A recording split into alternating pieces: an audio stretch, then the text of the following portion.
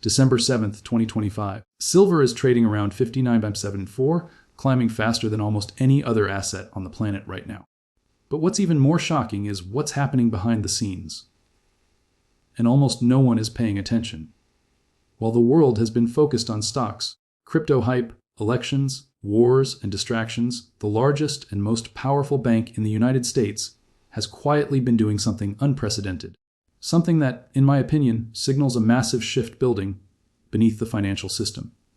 You heard the title. JPMorgan has been loading up on physical silver, quietly, strategically, and aggressively. And based on the analysis I've been researching for months, they may be positioning themselves for a price eruption the world is completely unprepared for, possibly a 500% move from where silver stands today. But before we break that down, I want to ask you something simple. If silver is irrelevant, if silver is boring, if silver is just another commodity, like many analysts claim, then why would JPMorgan, the institution that practically helps run the financial system, be hoarding hundreds of millions of ounces of it? Why would the most sophisticated financial machine on Earth spend over a decade accumulating something that the mainstream financial media barely acknowledges? You don't pour billions into something unless you know something. And the deeper I dig into historical patterns, mining data, supply constraints, market behavior, and price movements, the more obvious the picture becomes. In my view, we're watching a financial pattern unfold that has appeared before every major market reset in modern history. A pattern that has never failed. And right now, silver appears to be entering the most explosive stage of that cycle. Today, I'm going to show you the evidence, piece by piece, because I believe the window of opportunity is closing far faster than most people realize. You're still early. You still have a choice, but you might not have that choice for much longer. Let's begin. The pattern that predicts every major financial break, every major monetary crisis, follows the same structure. It doesn't matter whether you're looking at the collapse of the British pound after World War I, the destruction of the Argentine peso, the 2008 mortgage meltdown, or the 1970s stagflation energy crisis. The cycle repeats every time in 4 stages. And based on everything I've found, silver is now entering stage 4, the eruption phase, where prices explode violently and rapidly. But to understand where we're headed, we need to look at the beginning. Stage 1. The setup this stage is simple. Everything looks calm. Stability is manufactured. Confidence is engineered. The public believes the system is strong, and because the illusion is working, nobody questions anything. This happened in the silver market decades ago, and it began in a very deliberate way. After the Hunt brothers attempted to corner the silver market in 1980, regulators stepped in. Prices were forced down. The market structure was redesigned from the ground up, and what emerged was one of the largest financial illusions in history, a paper silver market tens of times larger than the real physical supply. Today, estimates suggest that for every 1 ounce of real silver that exists, there could be as many as 100 paper claims promising ownership. Promises built on promises, backed by nothing but confidence. That's the setup. As long as nobody demands physical delivery, the illusion survives. As long as everyone trusts the paper system, the price stays quiet and controlled. But that only works until confidence shifts. Stage 2, expansion debt expands. Printing expands. Paper claims expand. Governments expand promises they can't keep. But here's the fascinating thing. Despite all of that, silver stayed artificially suppressed for over a decade. And yet, underneath that calm surface, something massive was happening. Industrial demand for silver exploded. Quietly, without public attention. Solar panels, electric vehicles, server cooling systems, medical electronics, military tech, robotics, 5G towers, and battery advances all started consuming more silver than ever before. Reports show that industrial use now requires nearly 60% of all silver mined, compared to roughly 40% just a decade earlier. Silver isn't just a precious metal anymore. It's a critical industrial resource, and one that the modern world cannot function without. But here's the problem nobody in mainstream media wants to talk about. While demand surged year after year, mining production has fallen. According to global mining data, silver production has declined for multiple consecutive years. At the same time, the world has entered what analysts call a structural supply deficit, meaning we are consuming more silver every year than we produce.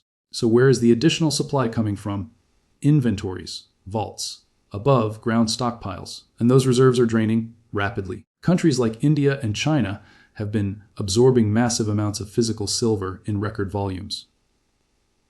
But even that isn't the most shocking piece of this puzzle, because while everyone else has been distracted, JPMorgan has reportedly accumulated the single largest private stockpile of physical silver in modern history. The accumulation phase, let's talk about what JPMorgan has actually been doing, because it's extraordinary. Reports from industry analysts and warehouse data indicate that since roughly 2011, JPMorgan has accumulated what may be over 700 million ounces of physical silver.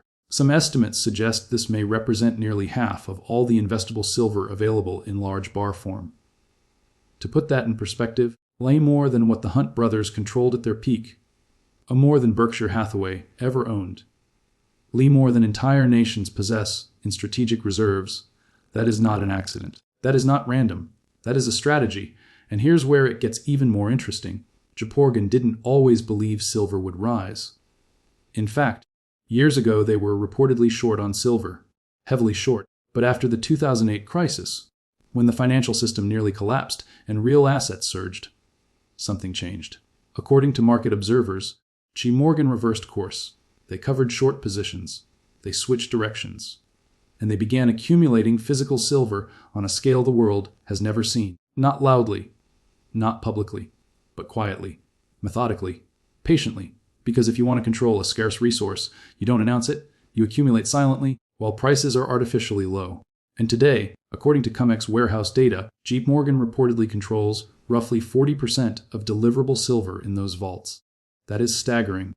And the timing of their movements tell a story. Whenever silver demand spikes, whenever panic appears in the market, whenever delivery pressure intensifies, JPMorgan shifts metal out of registered status into eligible status, making it unavailable for delivery. Why? Because when physical demand explodes, availability determines power. When everyone wants real silver, not paper promises, whoever controls the physical controls the market. JPMorgan is preparing for that moment. The question is, why now? What do they see coming that the average investor does not? Why has the world's most powerful bank been hoarding silver for over a decade like they're preparing for something massive? Well, the next stage of the pattern may explain everything. And in my analysis, we're already inside it right now. Stage 3. The break, this is the moment the system begins to crack. It doesn't happen loudly. It doesn't happen with announcements or press releases. It happens quietly, invisibly, and then suddenly, every financial crisis looks stable right before it collapses. That's the nature of leverage, and it's the nature of paper markets. Everything works perfectly until it doesn't. And right now, based on everything I'm seeing, silver is approaching that breaking point. The signs are everywhere, and they're accelerating. Let's go back to something almost nobody outside the metals community has been talking about. The day the system glitched, November 28th, 2025. The Sumi Group, the exchange that handles the majority of global derivatives trading, including silver futures, reportedly went offline. The official explanation: a server cooling issue. Now, maybe that's true. Maybe it was a random malfunction, nothing more, nothing less. But here's what makes that moment impossible to ignore. While the system was down, according to available trading data, silver spiked violently, reaching around 56.7 per ounce. The highest level in history at that time. No trading bots, no algorithmic suppression, no paper leverage pushing prices down, just pure demand pressure. And when the exchange came back online, observers noticed something alarming. Ask spreads were over $1 wide. For anyone who has traded futures, that's chaos. That's what illiquidity looks like. That's what panic looks like. That's what it looks like when a paper market loses control. And here's where the timing becomes almost unbelievable. Within days of that event, JPMorgan reportedly moved around 13 million ounces of silver from registered status, meaning metal available for physical delivery, into eligible status, meaning metal that is not available to satisfy futures contracts. Think about that. During a moment of maximum stress, when demand for deliverable silver was rocketing, JPMorgan quietly removed roughly 9% of available supply from the table. That is not normal behavior. That is strategic behavior. You do that when you expect delivery stress to escalate. You expect the paper market to come under pressure. You know physical silver is about to become extremely valuable. This is how institutions prepare for a squeeze. Not the artificial squeeze we see in meme stocks or crypto pumps, but a real one driven by resource scarcity and market fracture. And if that wasn't enough, another signal appeared. Historic lease rate explosion in October 2025. Silver lease rates, essentially the interest rate charged to borrow physical metal, reportedly surged to around 30% annualized. For context, historically lease rates for silver float near zero, sometimes even negative, so when lease rates jump to 30, it means one thing. People were desperate to borrow physical metal. Nobody pays 30 unless they need something urgently. That's what a system under strain looks like. That's the early stage of a physical squeeze. And when you combine record demand, falling production, vault inventories draining, lease rates exploding, trading systems glitching, delivery metal disappearing, you get only one conclusion. The market is losing control of price. And that is exactly how stage 3 always begins. Because once physical shortage becomes visible, confidence collapses. And when confidence collapses, stage 4 begins. Stage 4 eruption. This is the moment where price stops following charts and models. It starts following emotion and survival. You've seen this before with energy shortages, currency collapses, housing resets, oil embargoes, and food crisis. One spark ignites years of quiet imbalance. Silver has been coiling for decades. Artificially suppressed, heavily shorted, dismissed, and ignored. But the fundamentals underneath have never been stronger than they are right now.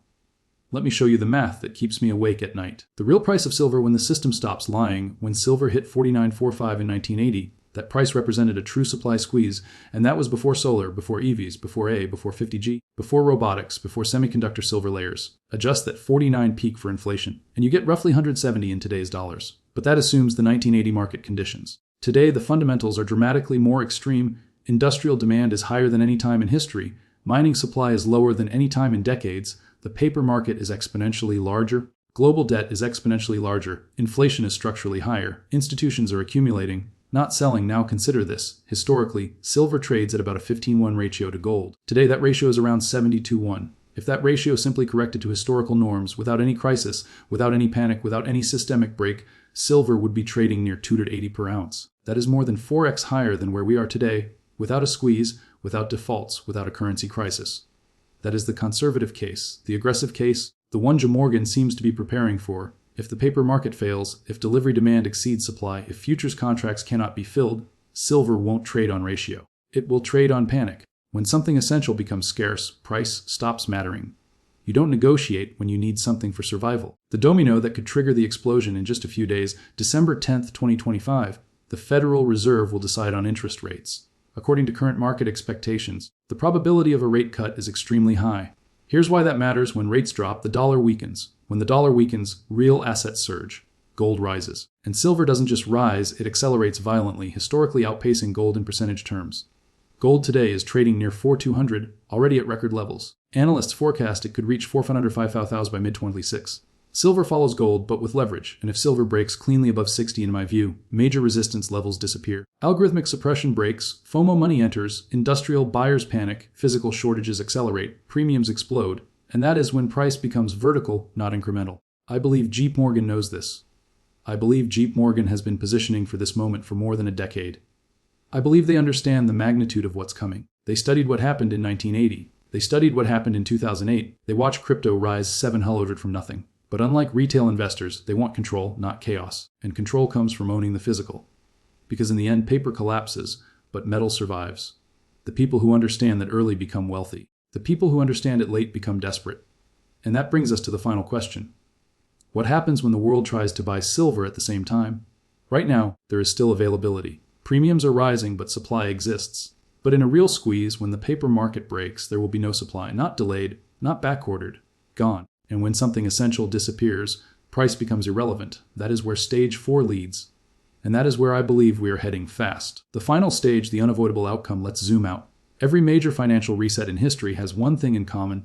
Real assets become the final refuge when confidence collapses. In 1971, when the dollar was detached from gold, real assets surged. In 1980, silver exploded 818 months. In 2008, gold tripled in 3 years while markets fell apart. In 2020, silver doubled in weeks when the system briefly seized. Now in 2025, every signal is flashing red at the same time. Record demand, falling supply, vaults draining, premiums expanding, delivery stress rising, derivative markets shaking, central banks losing control, the world de-dollarizing, geopolitical fractures multiplying. This is not random. This is convergence. And behind the curtain, JPMorgan has positioned itself as the ultimate winner of the next monetary transition.